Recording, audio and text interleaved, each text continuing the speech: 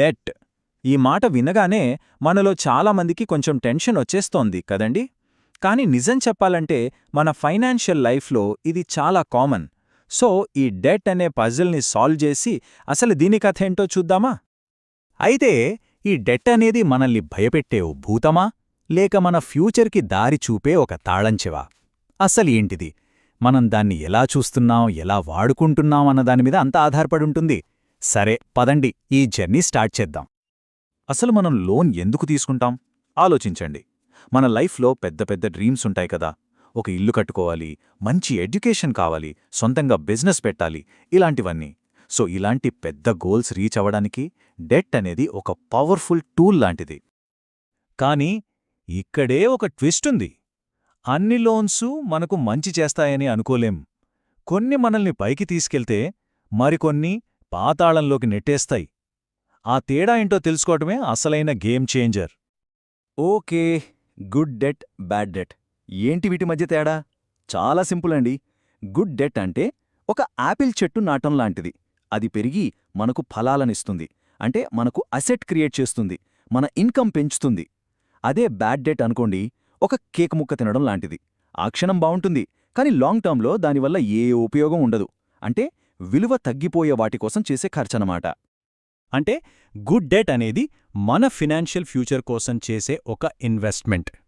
For example, ఈరోజు తీసుకునే home loan రేపటికి మనకంటూ ఒక ఆస్తినిస్తుంది. లేదా ఎడ్యుకేషన్ లోన్, అది మన కెరియర్కి, మన సంపాదనకి బేస్ అవుతుంది.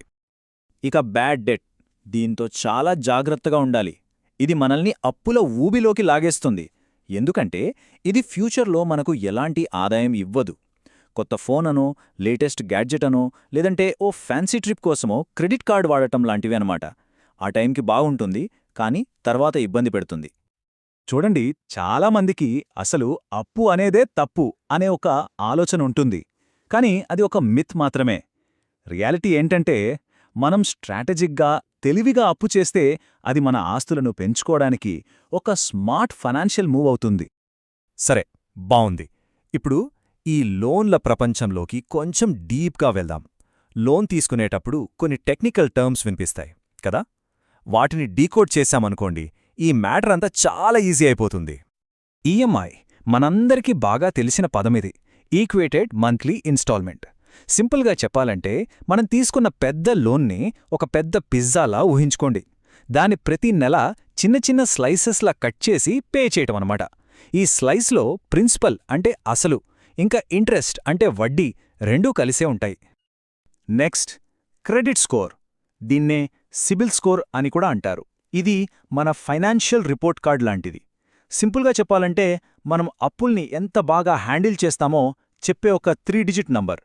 ఈ స్కోర్ బాగుందనుకోండి, బ్యాంకులు మనల్ని నమ్ముతాయి, లోన్లు కూడా ఈజీగా తక్కువ వడ్డీకి ఇస్తాయి. సో ఇది ఎంత ఇంపార్టెంటో అర్థం చేసుకోండి. ఓకే, ఇప్పటిదాకా మనం మంచి విషయాలు మాట్లాడుకున్నాం. కానీ నాణానికి రెండో వైపు కూడా ఉంటుంది కదా. ఇప్పుడు ఈ మోడర్న్ డేట్లో ఉన్న ప్రమాదాల గురించి, కొన్ని ట్రాప్స్ గురించి తెలుసుకుందాం. ఇది కొంచెం సీరియస్ టాపిక్. అన్నింటికన్నా పెద్ద trap credit card debt. High interest రేట్ల వల్ల మనం వాడిన చిన్న అమౌంట్ కూడా చూస్తుండగానే ఓ పెద్ద రాక్షసిలా పెరిగిపోతుంది. చాలామంది చేసే పొరపాటేంటంటే కేవలం మినిమం పేమెంట్ కడుతూ ఉంటారు. కానీ అలా చేస్తే అసలు తగ్గదు, కేవలం వడ్డీకే సరిపోతుంది. ఇక ఫైనల్గా సెటిల్ చేసుకున్నామనుకున్నా అది మన క్రెడిట్ రిపోర్ట్లో ఒక రెడ్ ఫ్లాగ్ లాగా ఉండిపోతుంది. ఫ్యూచర్ లోన్స్కి పెద్ద ప్రాబ్లం అవుతుంది. ఇంకో పెద్ద ప్రమాదం ఇల్లీగల్ లోన్ యాప్స్. అథారిటీస్ ఇలాంటి 100 యాప్స్ను గుర్తించారు. ఇవి చాలా డేంజరస్. మనల్ని ఈజీగా లోనిస్తామని టెంప్ట్ చేస్తాయి. కానీ డబ్బులు కట్టడం కొంచెం లేటైతే చాలు, రికవరీ కోసం చాలా దారుణంగా హరాస్ చేస్తాయి. వాళ్ల టాక్టిక్స్ చాలా భయంకరంగా ఉంటాయి. విషయమేంటంటే ఇది కేవలం డబ్బు సమస్య కాదు, ఇది ప్రాణాలతో ముడిపడి ఉన్న విషయం. నిజానికి ఈ ఇల్లీగల్ యాప్స్ పెట్టే వేధింపులు తట్టుకోలేక ఆత్మహత్య చేసుకున్న కేసులు కూడా నమోదయ్యాయి. అంత ట్రాజిక్ రియాలిటీ ఇది. ఓకే, ఈ ప్రమాదాల గురించి విని భయపడాల్సిన పనిలేదు. అవేర్నెస్ ముఖ్యం. ఇప్పుడు ఈ ట్రాప్స్ని అవాయిడ్ చేసి ఒక స్మార్ట్ బారోవర్గా ఎలా ఉండాలో చూద్దాం. ఇది మన ఫైనాన్షియల్ సక్సెస్కి దారి. దీనికి ఒక 5 స్టెప్ గైడ్ ఉంది. ఫస్ట్, మన ఫైనాన్షియల్ సిచ్యువేషన్ ఏంటో క్లారిటీ తెచ్చుకోవాలి, మన ఇన్కమ్, ఖర్చులు అన్నీ. సెకండ్, మన అవసరానికి తగ్గ సరైన లోన్ ఎంచుకోవాలి. థర్డ్, ఒక్క ఆఫర్కి స్టిక్ అవ్వద్దు, డిఫరెంట్ ఆఫర్స్ కంపేర్ చేయాలి. ఫోర్త్, టర్మ్స్ అండ్ కండిషన్స్, ఆ ఫైన్ ప్రింట్ మొత్తం చదవాలి. అండ్ ఫైనలీ, మోస్ట్ ఇంపార్టెంట్, మన టోటల్ ఈఎంఐలు మన మంత్లీ ఇన్కంలో 40% దాటకూడదు. ఇది ఒక థంబ్ రూల్ లాంటిది. ఉదాహరణకి, హోమ్ లోన్ తీసుకునేటప్పుడు లెండర్స్ని ఎలా కంపేర్ చేయాలో చూద్దాం. చూడండి, ఎస్బీఐ ఇంట్రెస్ట్ రేట్ కొంచెం తక్కువగా కనిపిస్తోంది, కానీ హెచ్డిఎఫ్సి ప్రాసెసింగ్ ఫీ చాలా తక్కువ, మ్యాక్సిమం 3000 రూపీస్ మాత్రమే.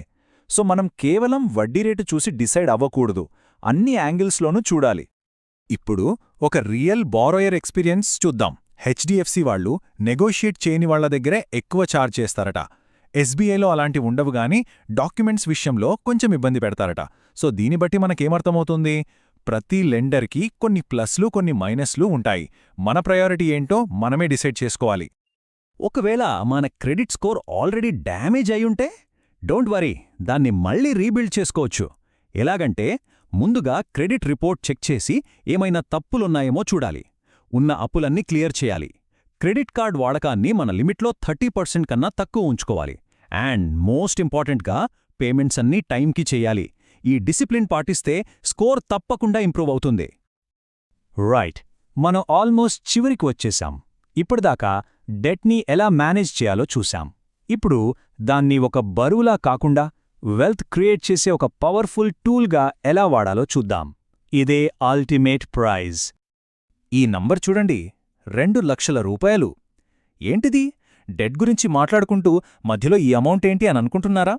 వెయిట్, దీని వెనక ఒక సూపర్ బెనిఫిట్ ఉంది. అవును, ఇది గవర్నమెంట్ మనకు ఇచ్చే ఒక రివార్డ్. ఎందుకంటే మనం హోమ్ లోన్ లాంటి ఒక గుడ్ డెట్ తీసుకున్నందుకు.